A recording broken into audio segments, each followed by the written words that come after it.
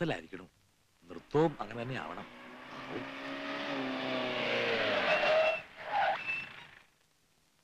ഭാനുച്ചി, നീലകണ്ഠൻ ഇങ്ങോട്ട് വാ കുട്ടി. എന്തത്ര വിശേഷിച്ച് കാണാൻ? നീ ആ പൂവൊന്ന് വേറെ എടുത്തേ. നീലകണ്ഠൻ വിളിക്കുന്നു. എല്ലാരും പൂമുഖത്തേക്ക് വരാൻ പറഞ്ഞു.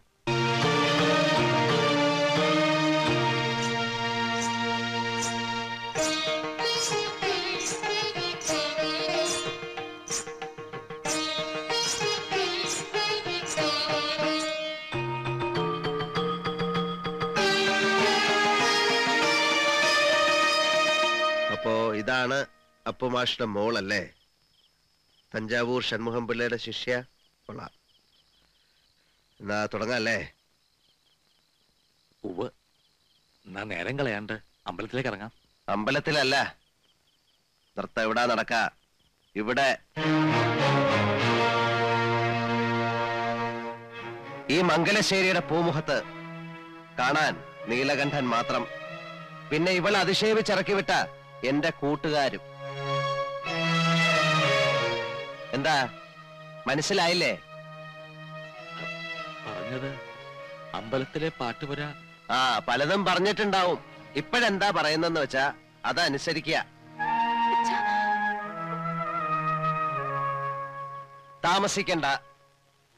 കൂടുതൽ സംസാരിക്കുന്നത് എനിക്കിഷ്ടമല്ല.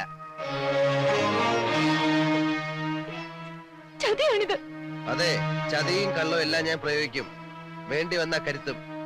എന്റെ വിജയത്തിന് വേണ്ടി. ചില കളികള് ഞാൻ ജയിക്കാൻ വേണ്ടി മാത്രമാ കളിക്കണേ. നിർബന്ധ ബുദ്ധി കാട്ടരുത്. പഠിത്തം കഴിഞ്ഞു വന്ന എന്റെ മോളുടെ അരങ്ങേറ്റാ ഇന്ന് നടക്കേണ്ടത്. അത് ഇങ്ങനൊരു ചുറ്റുപാടിൽ അലങ്കോലായാൽ മോളുടെ ഭാവിയെക്കുറിച്ച് ആദ്യമുള്ള ഒരച്ഛൻ പറയുന്നതാണ്. പ്രസംഗിക്കണ്ട. ഭാവം വളരെ ചീത്തയാണ്. സ്വരൂപം പുറത്തെടുക്കാൻ അവസരം ഉണ്ടാക്കണ്ട. നിങ്ങളുടെ ഭീഷണിക്ക് ഞാൻ വഴങ്ങിയില്ലെങ്കിലോ? നൃത്തം ചെയ്യാൻ എനിക്ക് വയ്യാന്ന് പറഞ്ഞാൽ? വയ്യാന്ന് നീ പറയില്ല. പറഞ്ഞ നൃത്തം മാത്രമാവില്ല, ഞാൻ നിന്നെ കൊണ്ട് ചെയ്യിക്കുക.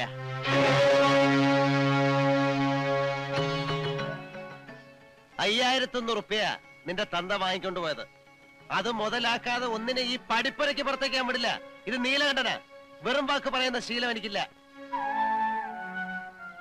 പണം വാങ്ങിച്ചു എന്നുള്ളത് നേരാ. അത് ചോദിച്ചാൽ തിരിച്ചു തരാൻ എന്റെ ലോട്ടില്ല താനും. വേണമെങ്കിൽ എന്റെ ജീവൻ എടുത്തോളൂ. എന്നാലും എന്റെ മോളെ